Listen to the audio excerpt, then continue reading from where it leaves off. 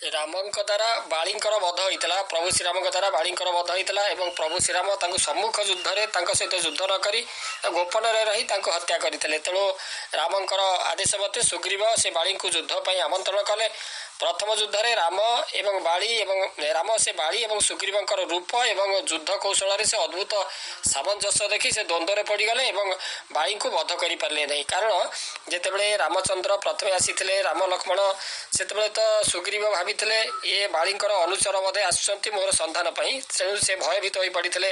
ତାପରେ ହନୁମାନଙ୍କୁ ପଠାଇଥିଲେ ଏବଂ ହନୁମାନ ସେ ପ୍ରଭୁଙ୍କୁ ଠିକ୍ ଭାବରେ ଚିହ୍ନି ପାରିଥିଲେ ଏବଂ ଆସି ସେ ଜଣାଇ ଦେଇଥିଲେ ଯେ ମାନେ ପରମ ବ୍ରହ୍ମ ଆସିଛନ୍ତି। ଏବଂ ତାପରେ ପ୍ରଭୁ ଶ୍ରୀରାମ ସୁଗ୍ରୀବଙ୍କ ସହିତ ମିତ୍ରତା ସ୍ଥାପନ କରିଥିଲେ ଏବଂ ସେ ମିତ୍ରତାର ମାନେ ଋଣକୁ ସେ ଶୁଝିବା ପାଇଁ ତାଙ୍କ ଦ୍ୱାରା କିଭଳି ଭାବରେ ବାଳୀ ସେ ତାଙ୍କରି ପତ୍ନୀକୁ ଅପହରଣ କରି ନେଇଛନ୍ତି, ତାଙ୍କୁ ରାଜ୍ୟରୁ ବିତାଡ଼ିତ କରିଦେଇଛନ୍ତି। ତେଣୁ ବାଳୀଙ୍କର ପାପ ବହୁତ ବଢ଼ିଯାଇଥିଲା। ସେଇଥିପାଇଁ ପ୍ରଭୁ ଶ୍ରୀରାମ ତାଙ୍କୁ ଗୋପନରେ ରହି ହତ୍ୟା କରିବା ପାଇଁ ଚିନ୍ତା ମଧ୍ୟ କରିଥିଲେ। ତେଣୁ ପ୍ରଭୁ ଶ୍ରୀରାମ ସେ ପ୍ରଥମେ ତାଙ୍କୁ ଆଦେଶ ଦେଇଥିଲେ ଯେ ସୁଗ୍ରୀବ ସେ ବାଳୀଙ୍କୁ ଯୁଦ୍ଧ ପାଇଁ ଆମନ୍ତ୍ରଣ କଲେ ଏବଂ ପ୍ରଥମ ଯୁଦ୍ଧରେ ରାମ ବାଳୀ ଏବଂ ସୁଗ୍ରୀବଙ୍କର ତାଙ୍କର ରୂପ ତ ସମାନ, ବାଳୀ ଏବଂ ସୁଗ୍ରୀବ ରୂପ ସମାନ ଏବଂ ତାଙ୍କ ଯୁଦ୍ଧ କୌଶଳ ମଧ୍ୟ ସମାନ। ତେଣୁ ଏହା ଦେଖି ସେ ପ୍ରଭୁ ରାମଚନ୍ଦ୍ର ଦ୍ୱନ୍ଦ୍ୱରେ ପଡ଼ିଗଲେ ଏବଂ ସେ ଯଦି ବାଳୀକୁ ବଧ କରିବା ପରିବର୍ତ୍ତେ ଯଦି ସେ ମିତ୍ରକୁ ବଧ କରିଦିଅନ୍ତି ସୁଗ୍ରୀବକୁ, ତାହେଲେ ସେ ମିତ୍ର ବଧର ପାପରେ ସେ ଭାଗି ହେବେ। ତେଣୁ ଯେତେବେଳେ ପରାଜିତ ସୁଗ୍ରୀବ ସେ ଅତ୍ୟନ୍ତ ଦୁଃଖରେ ରାମଙ୍କୁ କହିଲେ ଯେ ପ୍ରଭୁ ଆପଣ ଯଦି ବାଳୀ ବଧ ଚାହାନ୍ତିନି ତେବେ ମୁଁ କଦାପି ବାଳୀଙ୍କୁ ଯୁଦ୍ଧ ପାଇଁ ଆମନ୍ତ୍ରଣ କରିନଥାନ୍ତି। ରାମ କିନ୍ତୁ କହିଲେ ଯେ ତୁମ ଦୁଇ ଭାଇଙ୍କ ମଧ୍ୟରେ ଏତେ ସାମଞ୍ଜସ୍ୟ ଥିଲା ଯେ ମୁଁ ବାଳୀଙ୍କୁ ଠିକ୍ ଭାବରେ ମାନେ ଚିହ୍ନଟ କରିପାରିନଥିଲି। ଏହାପରେ ରାମ ଏବଂ ଲକ୍ଷ୍ମଣ ସେ ସୁଗ୍ରୀବଙ୍କୁ ପୁଣି ବୁଝାଇ ଆଉ ଥରେ ଯୁଦ୍ଧରେ ଅବତୀର୍ଣ୍ଣ ହେବା ନିମନ୍ତେ ସେ ତାଙ୍କୁ ପରାମର୍ଶ ମଧ୍ୟ ଦେଲେ। ଏଇଥର କିନ୍ତୁ ସେ ତାଙ୍କୁ ବାଳୀଙ୍କୁ ସହଜରେ ଚିହ୍ନଟ କରିବା ପାଇଁ ସୁଗ୍ରୀବଙ୍କର ଗଳାରେ ଏକ ଫୁଲମାଳା ଗଳାଇ ଦେଲେ ଏବଂ ଦୁହିଁଙ୍କର ମଧ୍ୟରେ ଭୀଷଣ ଯୁଦ୍ଧ ହେଲା।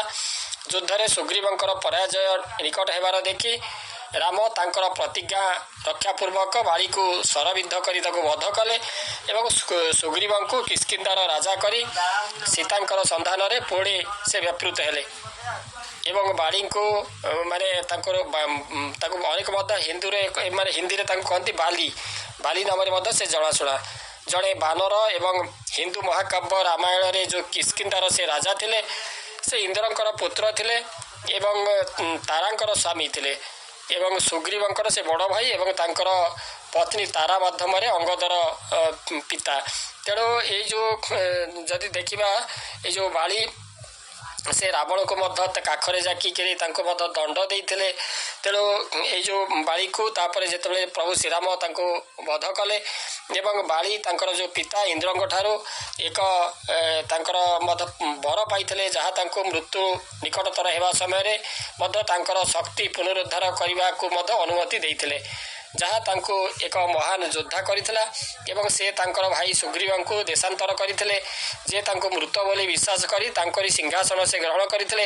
ସୁଗ୍ରୀବ ସେମାନଙ୍କର ଯେଉଁ ଦ୍ୱନ୍ଦ୍ୱରେ ହସ୍ତକ୍ଷେପ କରିବା ପାଇଁ ବିଷ୍ଣୁଙ୍କ ଅବତାର ରାମଙ୍କର ସାହାଯ୍ୟ ଲୋଡ଼ିଥିଲେ ଏବଂ ଭାଇମାନଙ୍କ ମଧ୍ୟରେ ଦ୍ୱନ୍ଦ୍ୱ ସମୟରେ ରାମ ସେ ବାଳୀଙ୍କ ଛାତିରେ ଏକ ତୀର ମାରିଥିଲେ ଯାହାଫଳରେ କି ବାଳୀ ବଧ ହୋଇଥିଲେ ଏବଂ ବାଳୀଙ୍କର ପତ୍ନୀ ଯେ ତାରାଙ୍କ ଦ୍ୱାରା ମଧ୍ୟ ପ୍ରଭୁ ଶ୍ରୀରାମଚନ୍ଦ୍ର ଅଭିଶପ୍ତ ହୋଇଥିଲେ ଏବଂ ବାଳୀ ଯେହେତୁ ଇନ୍ଦ୍ରଙ୍କର ପୁତ୍ର ସେ ଇନ୍ଦ୍ର ଯେତେବେଳେ ଅହଲ୍ୟାଙ୍କୁ ଅପହରଣ କଲେ ଗୌତମ ଋଷିଙ୍କର ରୂପ ଧାରଣ କରି ସେତେବେଳେ ତାଙ୍କରି ଯେଉଁ ରେତ ସ୍ଖଳିତ ହୋଇ ଏଇ ଯେଉଁ ଅହଲ୍ୟାଙ୍କର ତାଙ୍କର ବାଳରେ ପଡ଼ିବାରୁ ଏଇ ଯେଉଁ ବାଳୀଙ୍କର ଜନ୍ମ ହୋଇଥିଲା। ତେଣୁ ସେଇ ଯେଉଁ ବାଳୀ ସେ ମହାଯୋଦ୍ଧା ଥିଲେ।